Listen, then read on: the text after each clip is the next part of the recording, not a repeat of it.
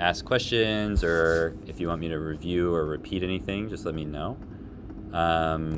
So I'm gonna make a section for some UI, and normally I would make all of my UI assets, but I didn't really have time for that. So I'm just gonna put the splash image. I'm gonna use some defaults otherwise, but you can make all of your own assets in Photoshop or Blender or any image generation program, and we'll use that as the in the game UI. But most of what I'm going to talk about is Godot's UI system, and then putting that into a 3D scene. So we'll start with a menu scene. So I'm going to close all this stuff, and we'll do a little bit of scripting here as well. So when we're in Godot, we have some different options for types of scenes. Obviously, for 3D scenes, we use the 3D scene node. But for our splash scene, you could have a 3D splash scene, but I'm just going to use a basic UI scene. So this green dot represents user interface. And so I'm going to use that, as my default. The Godot UI system is a little weird compared to some of the other systems that you might have used. But it's basically very node-based, so every very simple functionality has a separate node. So you end up just using a lot of different nodes for simple things. So even just centering some content is a node. All sorts of different stuff. You just add lots and lots of nodes. So you kind of have to be willing to move stuff around a lot and change the setup a lot. So anyway, let's make our splash menu. So I'll call this main node the splash menu. And I'll save this inside of our scenes. I could make a separate, let's make a folder for UI. And so we'll call this splash menu. And eventually I'll set this to the main scene for the game. I might not want to do that right now as I'm testing, because I'll have to go through this every time I test. But when I export, I'll want this to be my main scene. So the first thing I want to do is add this background image that I created, this beautiful scene game title. So I'm going to go in here and I'm going to add a texture rect. And so this is just what it sounds like. It's just a rectangle that contains a texture. If you look in the control in this little green dot section, you'll see all the other types of stuff that you can create. So there's, you can have text input, you can add color, you can have lists and labels and menu bars, all sorts of different stuff you can add in here. But I'm going to use a texture rect to start to set the background of the game. And when you're using the UI system, there's a new little component in the menu, which is this anchor preset. So if I set it like that, it's going to fill up the whole scene. And there's a couple things to look at with the basic UI setup. So the red dots and the orange box kind of represent where it is on the scene. These green arrows represent where it'll move if the screen changes size. So it's kind of confusing, and you probably won't see a lot of examples of this right away. But for example, let's say I had some centered content like this. And let's say on a smaller screen, that's going to be right in the middle. But on a larger screen, maybe I want it to move over here. I could set this green arrow like this. So when it expands, it's going to expand to the left, but not to the right. So the green arrow sets where the content expands. If I set the green arrows right here, then it won't expand at all. So this is just if the screen changes sizes. That's what the green arrows are for. If you have your Godot set up not to change the window size, then you can just ignore that completely. That's like the breakpoint when you're creating responsive. Yeah, exactly. Yeah. Okay, so let's add an image in here. So I'm just going to go to this texture and click load, go to textures, or no, I put this in UI. Go to UI, put my game splash here. Okay, looks good. So now I want to put a little menu in here. And so here's where I'm going to have to use some nodes. So I'm going to go down here and I'm going to add in a H box. This is a box that's horizontal, so it'll just space out elements horizontally. So if I add this, and then I add some buttons in here. So I'm going to add a button, there's a few different types of buttons. If you want to make your own image textures, you can just use a texture button, and it has options for the different states of the button. This is what I would normally do, but for now, I'm just going to use a regular button where I can just put some text in there. So I'm going to have a start game button. I'm going to add another button and put this below start and just call this quit. And then you might have other buttons if you have like something, like instructions or other components. So these buttons right now, because of the layout system, are just these little lines. Let's put some text in there. So I'm going to put start and I'm going to put quit. And these are basically just the default Godot settings. They don't really look that great. So I definitely recommend making your own textures. You do have a few options for this. You can add an icon. You can probably change the color somewhere. Let's see.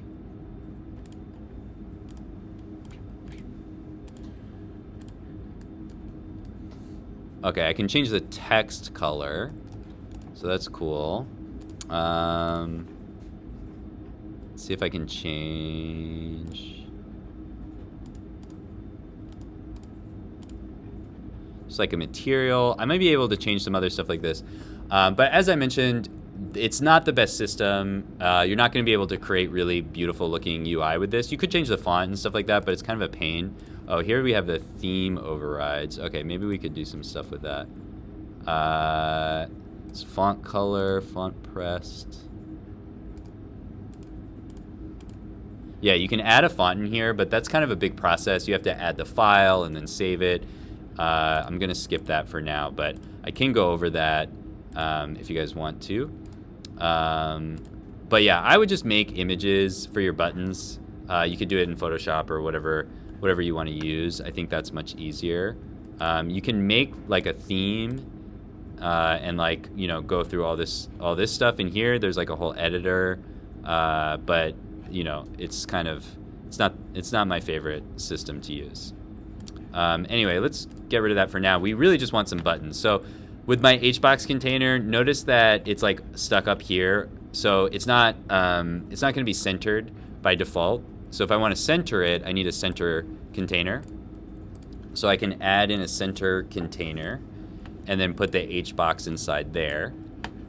And then I need to go to the center container and set this to, take up the full area, or I could set it like to the bottom, like that.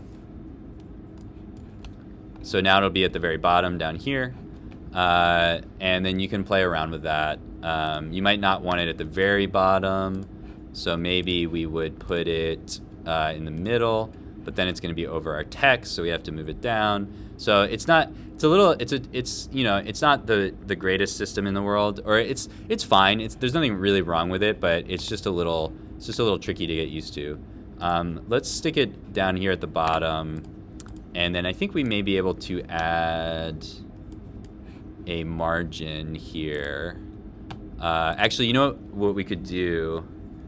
Let's add a V box for our H box, and we'll put a little margin below this. So I'll add in a margin container. So that's if you want to add some space. And let's see.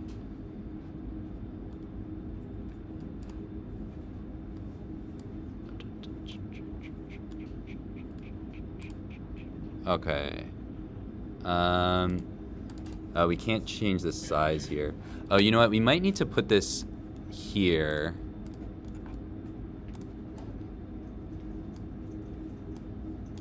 Oh, no, wait. Okay, I think I need to put this here. And then if I set this to like 100. Okay, I can make that bigger, but that's not really what I want to do. Let's see. Maybe I need a different... Let's see what else I've got in here.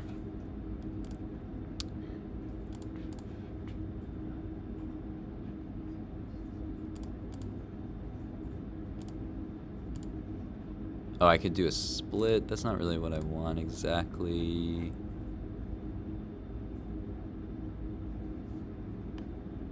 There is definitely a way to add a margin, but I don't see it in the margin section. Let's look at it one more time. Container sizing, stretch ratio, expand. Can't change that.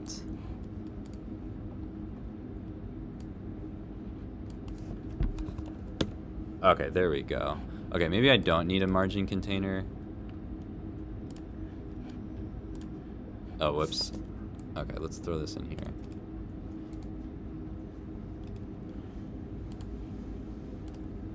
Okay. So yeah, it's a little bit tricky, but we can change the layout here, and now it's centered, and we have some buttons. So it doesn't look beautiful, but it gives us our basic functionality. And so if we run this scene, it's just gonna look like this on the screen, and it does have some built-in like highlighting stuff for the buttons, so that's a little bit nice. But what we want to do is just add a little script to this so that we can load the game. So I'll put this on the main menu here, and I'll add a new script and make sure this is in our scripts folder. And I'm just going to call this menu.gd in case I want to use it in other places. So extends control makes sense, and really what I'm going to do here is just connect my buttons to specific actions. So I'll click on the start button and go to the node, and then I'll go to pressed. So this is just if the user presses the button.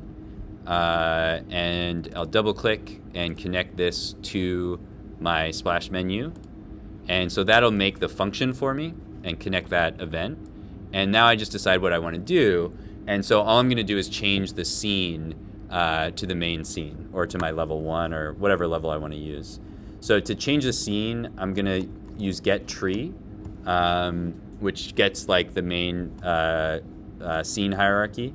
And then I'm going to say change scene to file. And then I can either code the file in there, or I can make an export variable so that I can change it in the editor. Either one of those is fine. Let's make an export variable so we can set it to different things in different menus.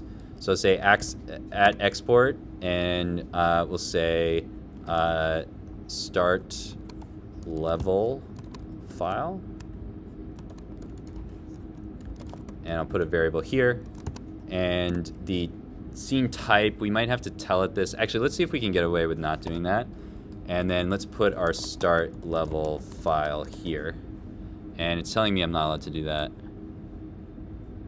Okay, so we need a type. So I think what we want is scene file, or file.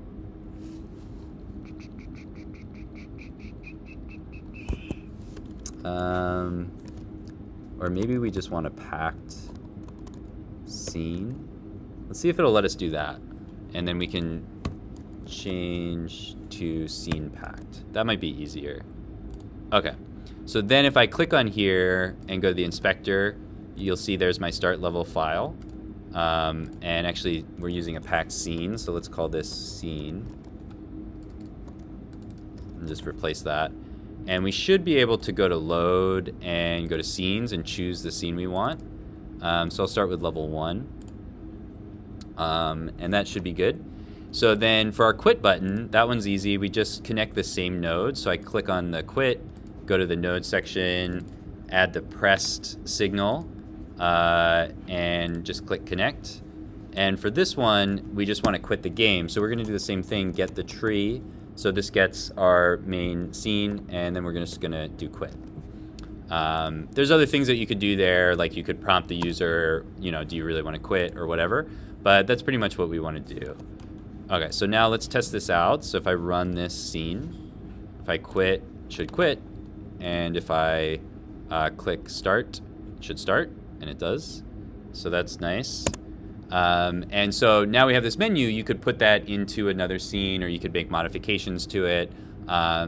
And with the UI scenes, you can really use it for lots of different stuff. It doesn't just have to be menus. Like if you have a narrative to your game and you want to cut to like a, some comic panel or some text or something like that, you would use a UI scene for that.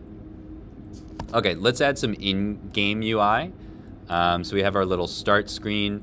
So inside our game, once we actually start the game, one more quick thing. So if you want the build of the game to start with your start menu, just go to project settings and go to run, and this is where you set the main scene. So you just want to go in here, and we're going to go to scenes, go to UI, and choose our splash scene. And so now when you export the game, this is the first thing that people will see. This will also show up if you use the build button. So if you're still testing, you might want to set the main scene to something else so you can do the build button.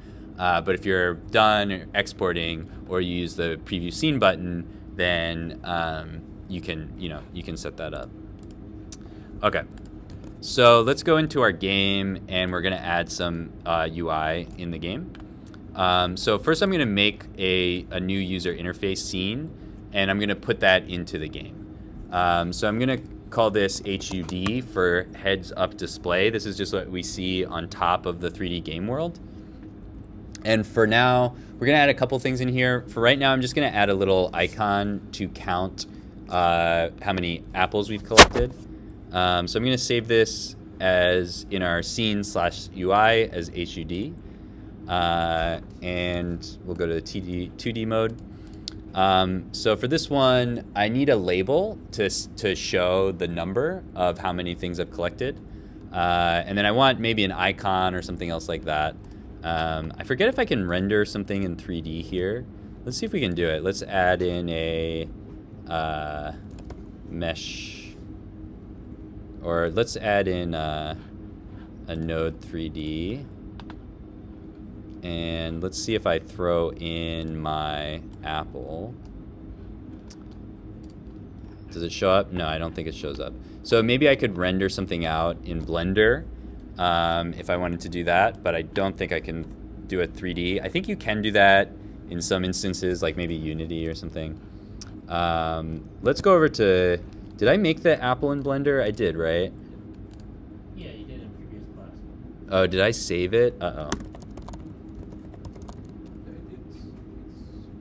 one of these things. So Yeah. I hope I saved it. It doesn't look like I saved it. I made this Pac-Man map thing, but okay.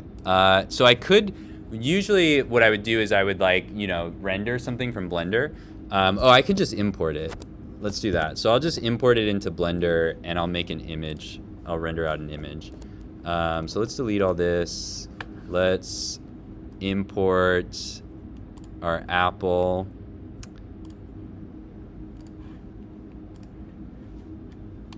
Okay, so there's our apple. So to render something, we're gonna quickly go over rendering. I need a camera. So let's set the camera rotation to 90. And then we're gonna move back on the y-axis a bunch. And then I'll open up this new window. Sorry, this is a very quick crash course Blender tutorial. Okay, let's set the camera here, and then let's make sure we are in render view. So we need some light. Let's add in, so I'm hitting Shift A.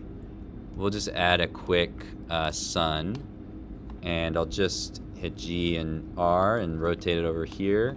Maybe put it in front a little bit, like that. And then over here, to render something out, I'm just gonna make something small. So I'm gonna set the resolution to 512 by 512. I probably want it even smaller than that.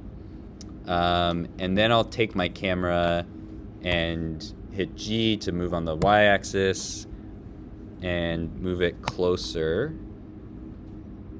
to the apple. And then maybe I'll move it up just a little bit and rotate it down a little bit. Okay, I'm not gonna spend forever on this, but let's just export this. So I'm gonna go here and set our export. So I'll go to UI and call this Apple icon. And I'm gonna save it as a PNG. And one thing I need to be careful to do is go to my camera settings and turn on transparent. And now I think I can render this. So I'll go to render image. And that looks pretty good. I'll go to save as. And call this Apple icon. And it really should be a lot smaller than 512 by 512 is way too big. So let's actually change this to like 128 by 128 and then render it again. Oh no, I accidentally rendered the animation. I don't want to do that. Let's just render an image and image save. Oh, whoops. Uh-oh. Okay. Okay. Maybe not the best method, but now we've got an Apple icon. Let me just delete all these guys. Oh, sorry. Okay. So let's go back to Godot. Go into our UI and throw this in here.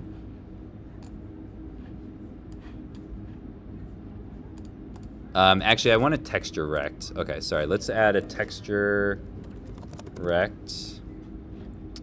And then we'll put the apple in there. Okay, so now we have our apple. And on top of the apple, I'm going to add a little label so we can show how many apples there are. So I'm going to use a label for this. And for the text, I'll just put a 0 just so we can see what that's going to look like to start. And then notice these guys are kind of sitting on top of each other because I don't have any like layout system going on at all. So let's put a center container here so that they'll be centered. And I'm just going to throw both of these in here. Whoops. Okay, so now the text is directly on top of the apple. And so let's give this a name. So we'll call this apple count. And we'll call this apple icon.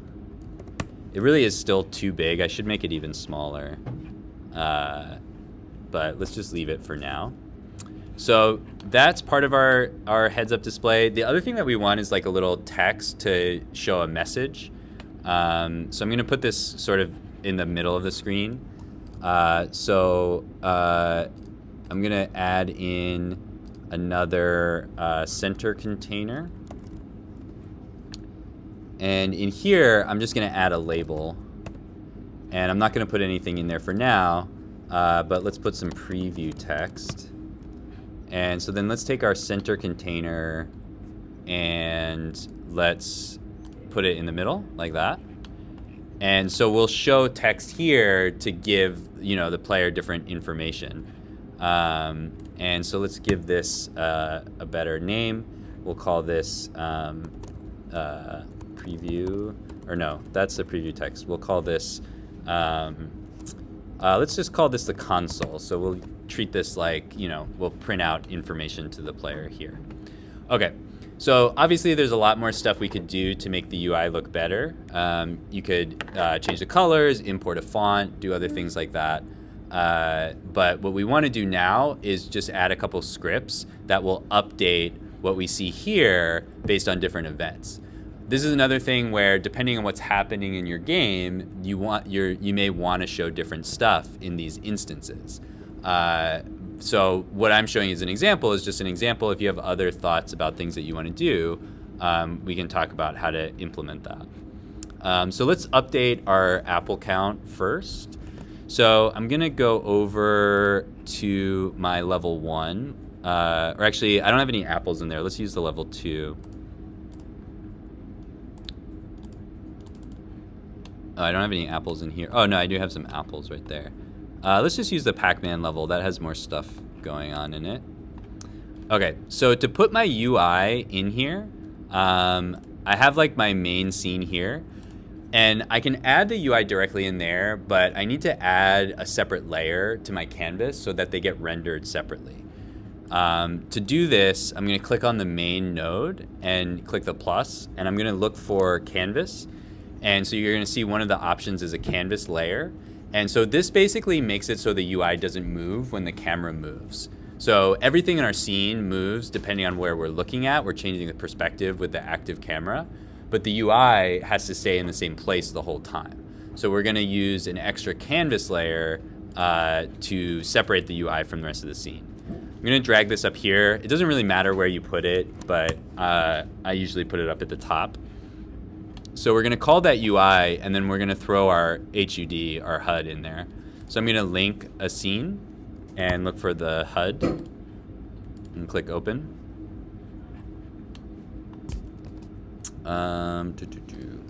And now when we run this scene, we should see our HUD on top.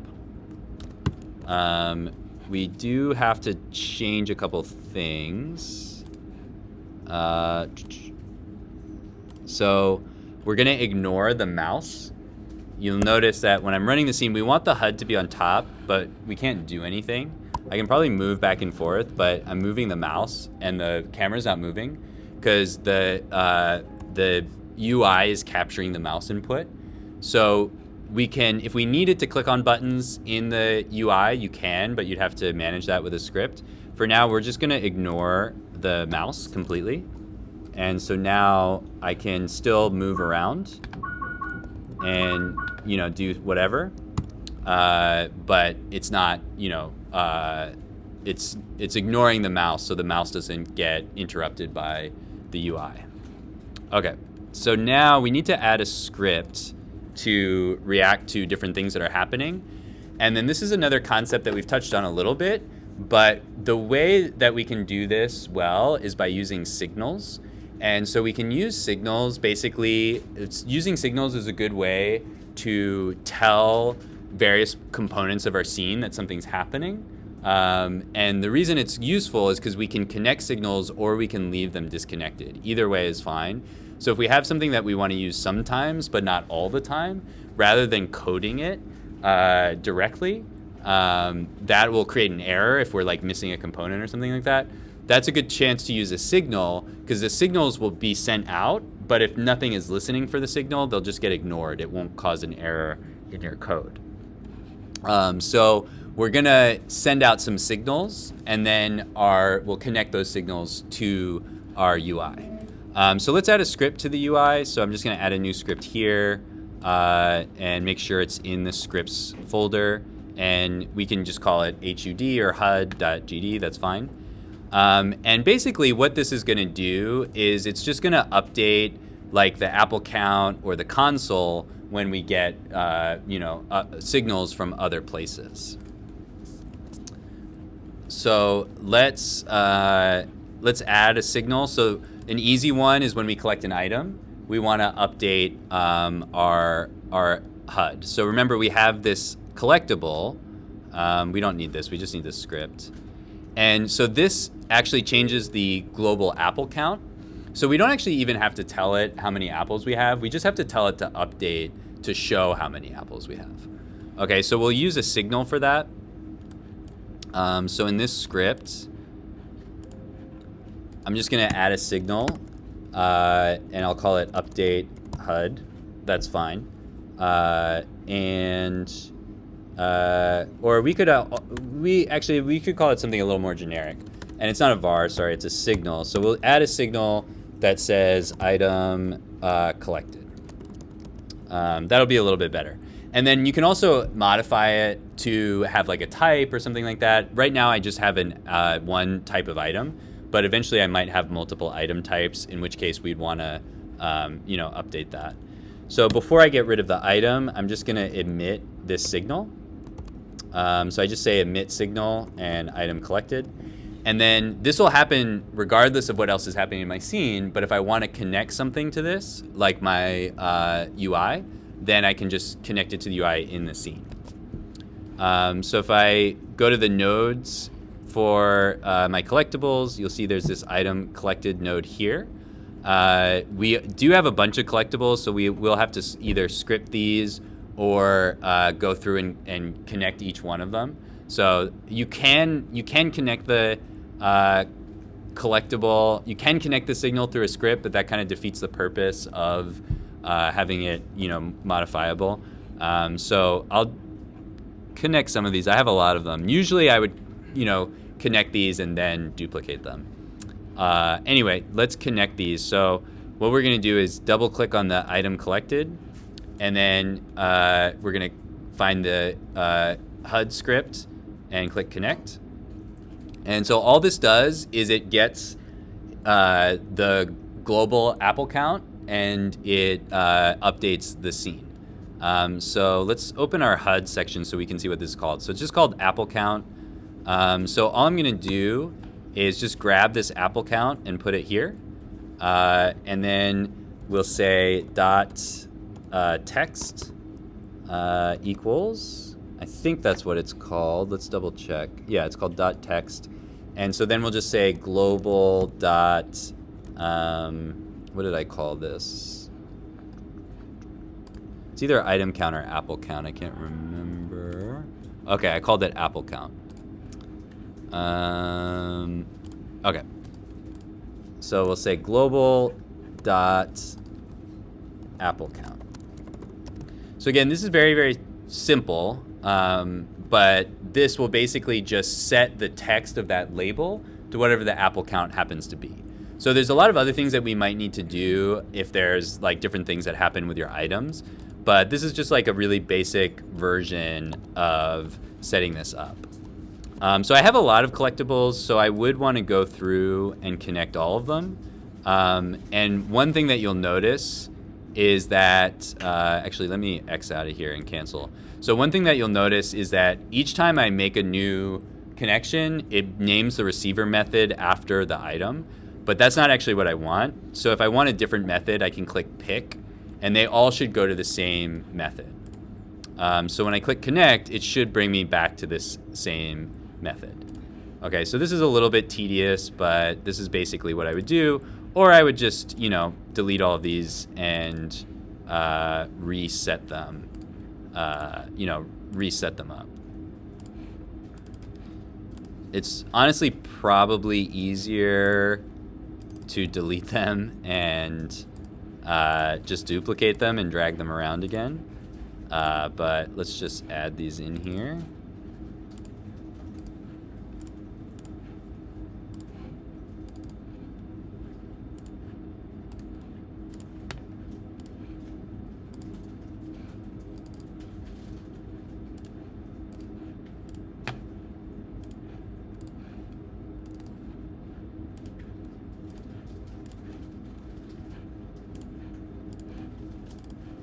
Okay. Oh, there's a whole lot of these. Okay, I'm just gonna delete these and I'll add them in later. Okay, so let's give that a test and see if that works. So now when I collect my apples, oh, I crash. Oh, okay, so that's a good thing. So I'm crashing here because I'm trying to set this text to a number, but I'm not allowed to set the text to a number. But it's easy to fix. I just have to make it the text think that it's or the number think that it's text. So what I can do, this is called casting. So when you take one value and you cast it to another value, I can just wrap this in a string argument like that, or a string function, and this will cast it into a string. So a string is just a piece of text. Okay, so now you can see as I grab apples, we see that UI update. So that's just one example of how we can show the UI. We see the number going up. It's basically very, very simple. But there's lots of other ways that you could display that same basic concept. Okay, So now let's do something that's a little more complex. We'll add a message that the player will see when an event happens. So one thing that we do want to do, we don't want to see that preview text. It's good for when we're designing something, but we don't want to see it when we start to run the game. So let's just set that to nothing at the beginning. So in Godot, I don't know if we've done this before, but you have a function called ready. And this just runs once when the scene starts. And so when we first start our scene, we can take our console and we can set the text to empty string, so just 2 quotation marks with nothing in it. And so this way, when we start our level, that preview text is gone. Actually, that was a different level, so let's make sure we're testing the right thing. Okay, so now that preview text is gone. But now we can add text in there to display when different events happen. So one of the things that we might want the user to know is if you hit F, you can pick up one of the boxes. So let's set up a signal in our pickable item so that we can see that. So we have our box here. Actually, this comes from the player. So let's go to our player. And this comes from this pickup area script. Okay. So again, we're just going to send a signal. That way, if we're not using it in a particular scene, we just ignore it, so we don't get errors in our code. So we're going to send a signal. We'll have a signal that says update console. So this will be a little bit different. So we'll set something to the console, but then we'll give it an argument for what we want it to say. So there's going to be 2 components to this signal. So now if we click on our pickup area, you can see there's that update console signal. And so now if we're going to pick something up, which happens here. So if we enter a pickup object, we can tell the console to display something that says you can pick this up. So we'll emit a signal. And the signal we want to emit is update console. And then we're going to give it a second argument, which is what we want it to say. So we'll just say press F to pick up box. So obviously, eventually we want that to go away. But we can just update the console with an empty string, just like we did when we set it up before.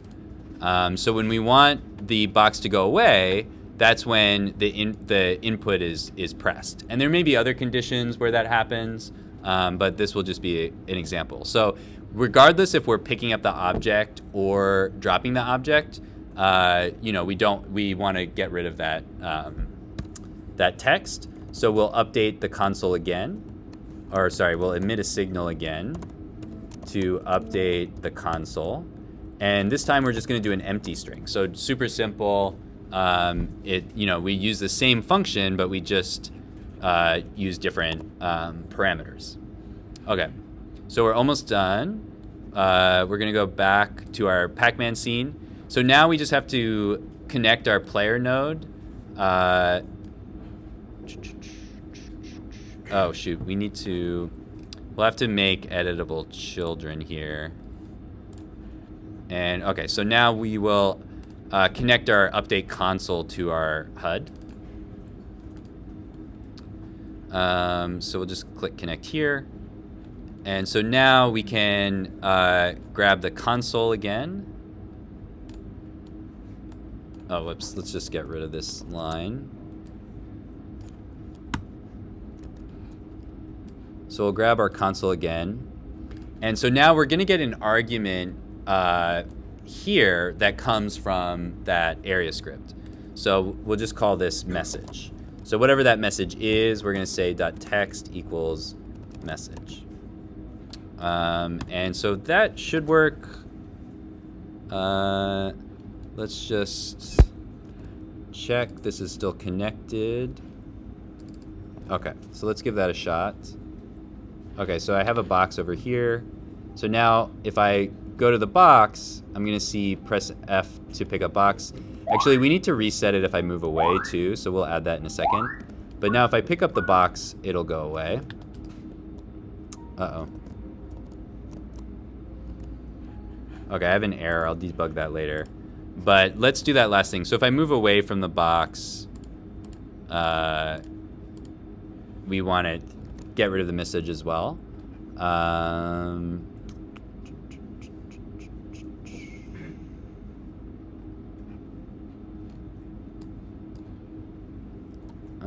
Let's see. I don't have something for that, so let's do on-body exited. So we'll have to go into our player script and find the on-body exited signal. So this is in our pickup area, body exited. So we'll connect that to our script as well. And so we'll just say, it actually doesn't really matter if there's a pickup object or not. We can just update. So if the body exits, regardless of what else is happening, we know that we're not in the area of the object anymore. So we'll just set the console to nothing.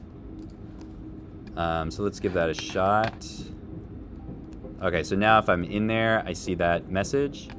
And if I move away, it goes away. If I pick it up, it goes away. And it should still show up if I go back over here. Okay, so again, that's just a basic example. There's a lot of different messages that you might want to show to the player.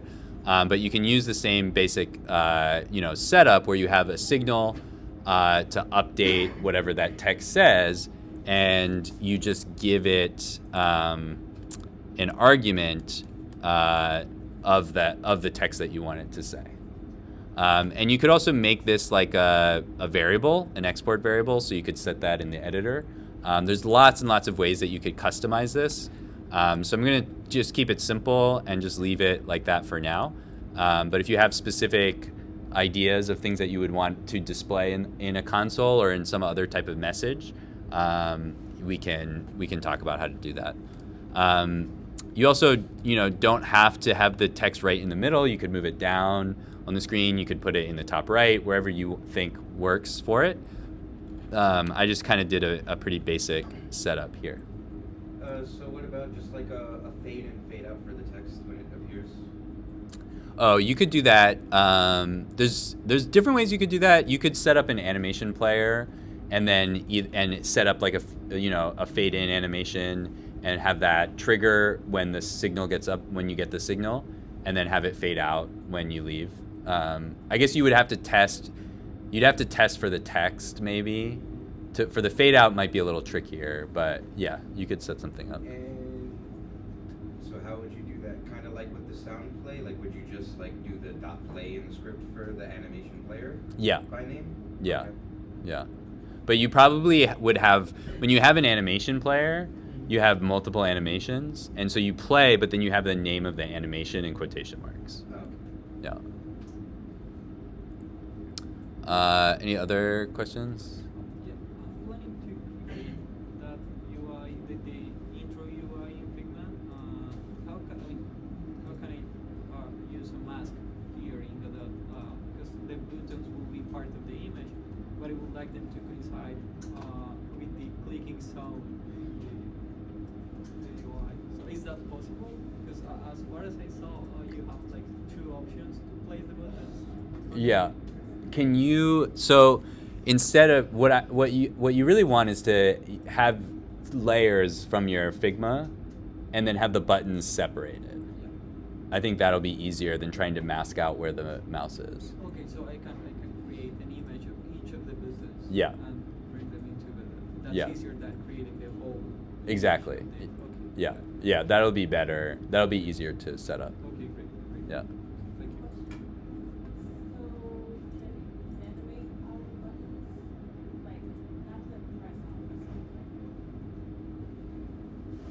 Let's say it was a ferry. Yeah. And can we fly around? Yeah, you could have, so like if you have a button or pretty much anything, one of the signals that you have is mouse entered. And what I would probably do is just have a separate 2D animation that gets triggered when I enter the button. Also, can I animate the background? My name on the Yeah, you could just do it. You could have a 2D animation. You could have like a video or just a frame animation. Either one would be fine.